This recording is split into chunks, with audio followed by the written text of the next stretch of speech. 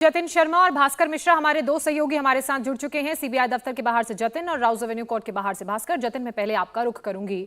आज मनीष सिसोदिया को Rouse Avenue court ले जाया जाएगा, लेकिन उससे पहले उनका मेडिकल होगा। तो पूरी प्रक्रिया कितनी देर में शुरू होगी? क्या मेडिकल के लिए अस्पताल ले जाया जाएगा या डॉक्टर्स की टीम सीबीआई दफ्तर में ही मेडिकल करेंगी?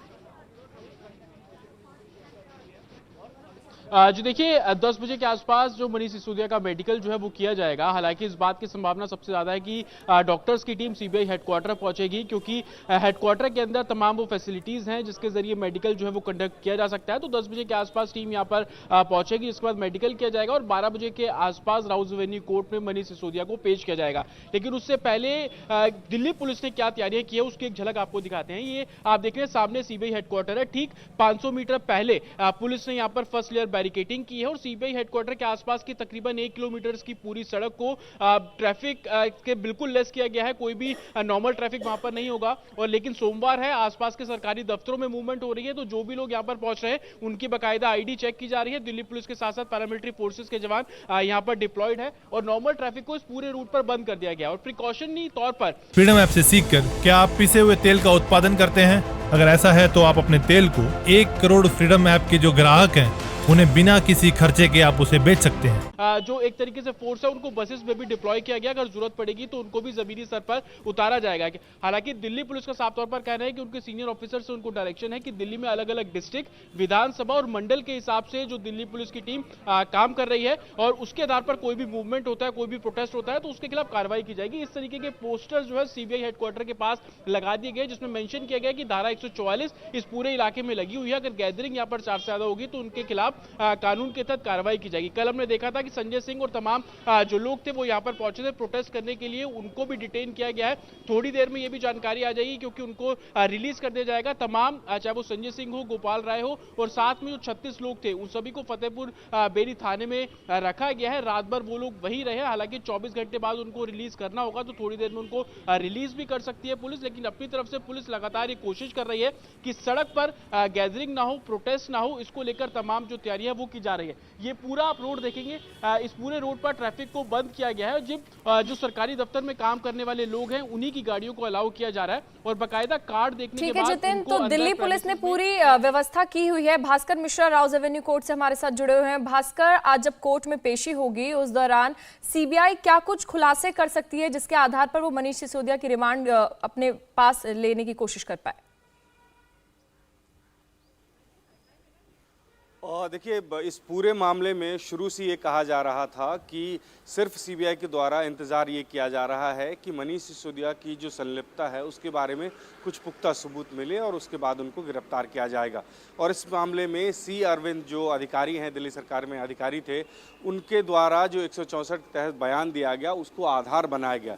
सीबीआई के द्वारा जो भी जानकारी यहाँ पे पब्लिक में आएगी उससे पहले ये तमाम जानकारी सरकार के स्तर पे जो भी गड़बड़ी हुई है, चाहे वो जो शराब कारोबारी थी उनको फ़ायदा पहुंचाया गया, चाहे नियमों की अनदेखी हुई, ये तमाम जानकारी जो दिल्ली के मुख्य सचिव हैं उनके द्वारा जो जांच की गई थी उसमें सामने आ चुका था।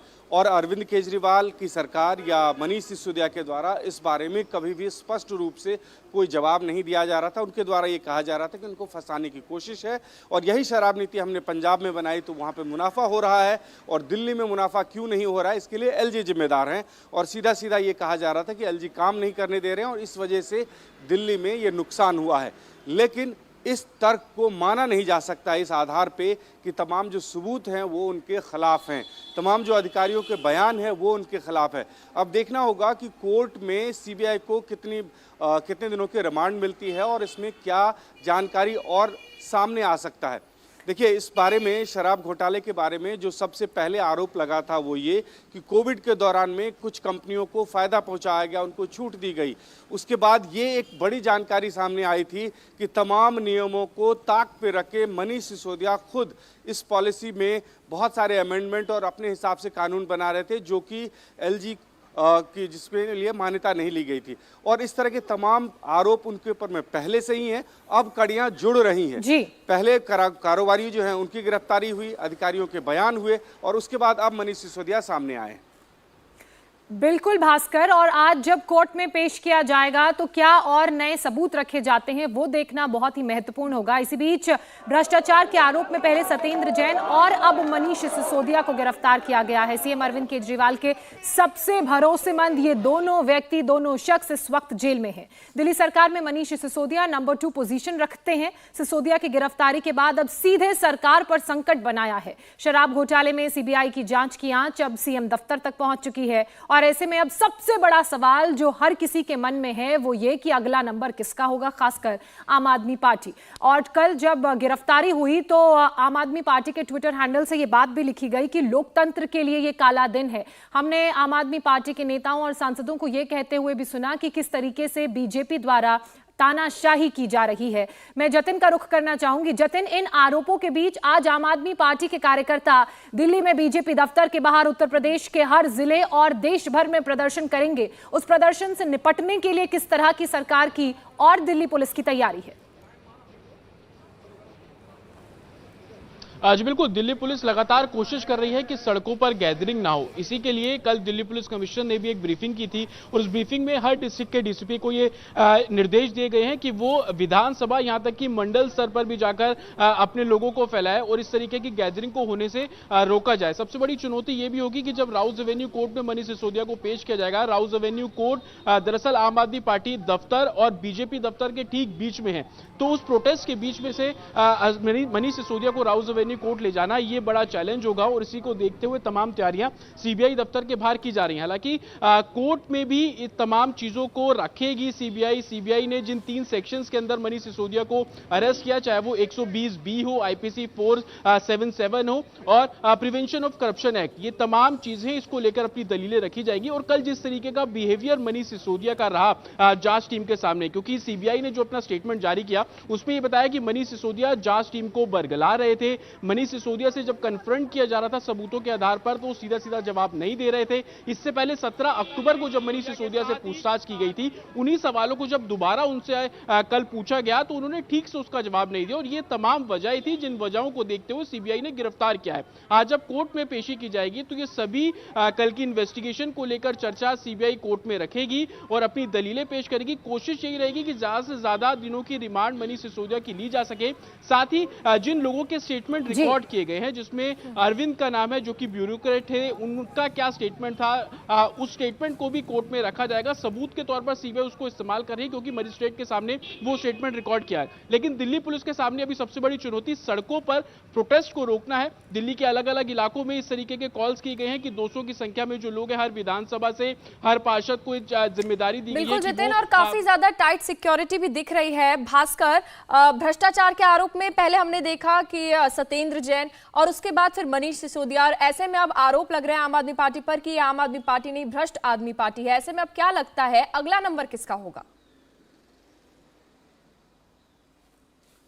और देखिए, एक बहुत बड़ी परेशानी आम आदमी पार्टी के ऊपर में आ गई है मनीष सिसोदिया की गिरफ्तारी के बाद में। दिल्ली सरकार में जितने भी महत्वपूर्ण विभाग थे, जितने भी डिपार्टमेंट्स थे, उनको सिर्फ ये 2 लोग हेड करते थे, मनीष सिसोदिया और सत्येंद्र जैन।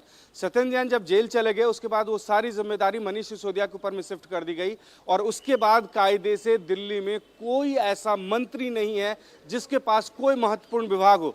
मसलन चाहे शिक्षा की बात हो या ट्रांसपोर्ट की हो या बिजली की बात हो, कोई एक जिम्मेदारी किसी भी मंत्री के ऊपर में नहीं है। ये तमाम जिम्मेदारियां ये दोनों मंत्री उठा रहे थे। अब अरविंद केजरीवाल जो कि दिल्ली के मुख्यमंत्री हैं, उनके सामने एक बड़ी चुनौती है, क्या मंत्रिमंडल में नए चेहरे को शामिल किया जाएगा या फिर वो सारी जिम्मेदारी वो खुद अपने ऊपर में लेते हैं। गोपाल राय जो इनके बहुत पुराने सहयोगी हैं, उनके ऊपर में बहुत ज़्यादा विश्वास नहीं कभी रहा। उनके पास अगर मंत्रालय की बात करें तो सिर्फ एक पर्यावरण मंत्रालय है, उसके अलावा और कोई मंत्रालय उनके पास नहीं है। श्रम विभाग था वो भी वापस ले लिया गया। ऐसे में क्या ये तमाम जो महत्वपूर्ण विभाग है और जिसको अरविंद केजरीवाल और आम आदमी पार्टी अपना फ्लैगशिप प्रोग्राम के तौर पर दिखाती है पूरे देश भर में कि हमने शिक्षा पर इतना अच्छा काम किया है, पावर सप्लाई के मामले में इतना अच्छा काम किया है, अगर इन विभागों में कोई हेड नहीं है, अगर इन विभागों का कोई मंत्री नहीं है तो कैसे फिर काम चलेगा, ये देखना होगा अब अरविंद केजरीवाल को। अरविंद केजरीवाल अच्छा भास्कर, एक बात और बताइए, जो आबकारी विभाग के अधिकारी सी अरविंद का 164 सीआरपीसी के तहत स्टेटमेंट कोर्ट में पेश किया जाएगा, क्या वही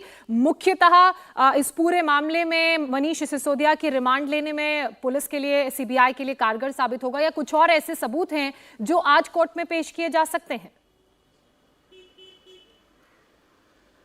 देखिए, इस मामले में बहुत सारे सबूत हैं। सी अरविंद के 164 के बयान के आधार पे उनकी गिरफ्तारी हुई, पूछताछ हुई, वो ठीक है। लेकिन इससे पहले जो विजय नायर की गिरफ्तारी हुई थी, वो पार्टी में और संगठन में बहुत महत्वपूर्ण भूमिका में थे, चुनाव में बहुत महत्वपूर्ण भूमिका वो अदा करते थे। पंजाब और गोवा में जिस हिसाब से चुनाव हुआ था, वो पूरा कैंपेन देख रहे थे।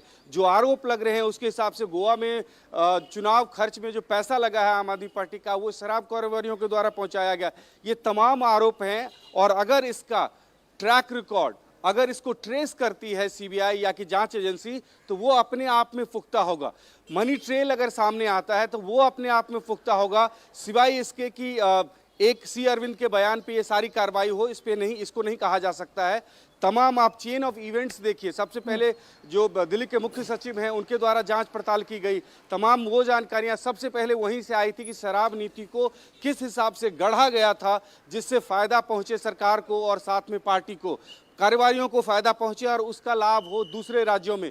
ये तमाम चीजें सबसे पहले सामने निकल के आया था, जो मुख्य सचिव थे उनके द्वारा जो जांच किया गया था। उसके बाद इसमें जो तमाम शराब कारोबारी है, उनकी गिरफ्तारी हुई, वो एक तरह से अप्रूवर बने। उन्होंने इस बात की स्वीकृति दी। उनका कई ऐसे शराब कारोबारी हैं जिनका स्टिंग ऑपरेशन सामने आया था, और वो खुल के कह रहे थे कि ये 12% कमीशन जो किया गया था, वो कमीशन इसलिए किया गया था कि उसका 6% हिस्सा जो है वो हम ब्लैक में हम पार्टी को दे पाएं। और ये तमाम चीजें सामने हैं, और इसको एक तरह से पहले से ही ये देखा जा रहा था कि एक जाल बुना जा रहा है, सब पुख्ता इंतजाम किया जा रहा है। उसके बाद मनीष सिसोदिया के ऊपर में हाथ डाला जाएगा, नहीं तो आम आदमी पार्टी इसको बहुत बड़ा मुद्दा बनाएगी।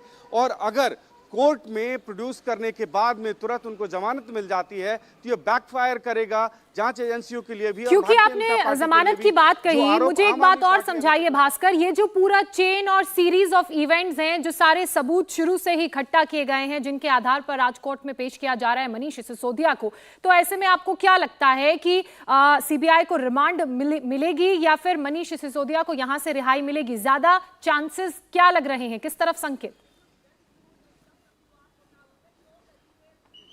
देखिए, अभी तक जो सबूत या जो जानकारी सामने आई है, और अभी तक जिन लोगों की गिरफ्तारी हुई, उनको जिस हिसाब से बार बार रिमांड मिल रही है, उनके द्वारा जो जानकारी सामने आ रही है, उस हिसाब से ये नहीं कहा जा सकता है कि मनीष सिसोदिया कोर्ट में प्रोड्यूस होंगे और उनको तुरंत यहाँ से बेल मिल जाएगी। लेकिन ये फ्रीडम ऐप से सीखकर क्या आप पिसे हुए तेल का उत्पादन करते हैं? अगर ऐसा है तो आप अपने तेल को 1 करोड़ फ्रीडम ऐप के जो ग्राहक हैं, उन्हें बिना किसी खर्चे के आप उसे बेच सकते हैं। ये जज का विवेकाधिकार है, हम उस पर टिप्पणी नहीं कर सकते हैं। वो सबूतों के आधार पे वो तय करेंगे कि रिमांड दी जा सकती है या कि उनको बेल मिल जा सकती है। लेकिन इतना तय है कि जो अभी तक इस जांच में सामने आया है, या जिस हिसाब से एक एक करके आम आदमी पार्टी से जुड़े हुए, चाहे वो अधिकारी हो या मंत्री हो, उनके ऊपर तक शिकंजा कसता जा रहा है, और यहाँ तक कि अरविंद केजरीवाल के ऑफिस तक ये जांच की जो आंच है वो पहुँच चुकी है। तो नहीं कहा जा सकता कि आसानी से इस मामले में आम आदमी पार्टी या दिल्ली सरकार को छुटकारा मिलने वाला है। और जांच एजेंसी भी सीबीआई के साथ साथ ईडी दोनों लगातार जांच कर रही है, पैरेलल जांच चल रही है, चाहे वो अधिकारी हो चाहे शराब कारोबारी हो, एक एक करके सामने आ रहे हैं, यहाँ तक कि अप्रूवर बन रहे हैं। तो ऐसे में बहुत जल्दी इस मामले का पटाक्षेप हो जाए, या बहुत जल्दी आम आदमी पार्टी को फौरी तौर पे कोई सफलता मिलते हुए नजर आए, ऐसा बिल्कुल नहीं लग रहा है। ये मामला लंबा चलने वाला है। चलिए भास्कर, अपनी नजर इसी खबर पर बनाए रखिएगा, आप हमारे साथ बने रहिए। तो भ्रष्टाचार के आरोप में पहले हमने देखा कि सत्येंद्र जैन और अब मनीष सिसोदिया फंसते हुए नजर आ रहे हैं। सीएम अरविंद केजरीवाल के सबसे भरोसेमंद दोनों शख्स इस वक्त जेल में हैं। इंडिया टीवी हर वक्त हर जगह डाउनलोड करने के लिए सर्च करें India TV news Google play store या ऐप स्टोर पर।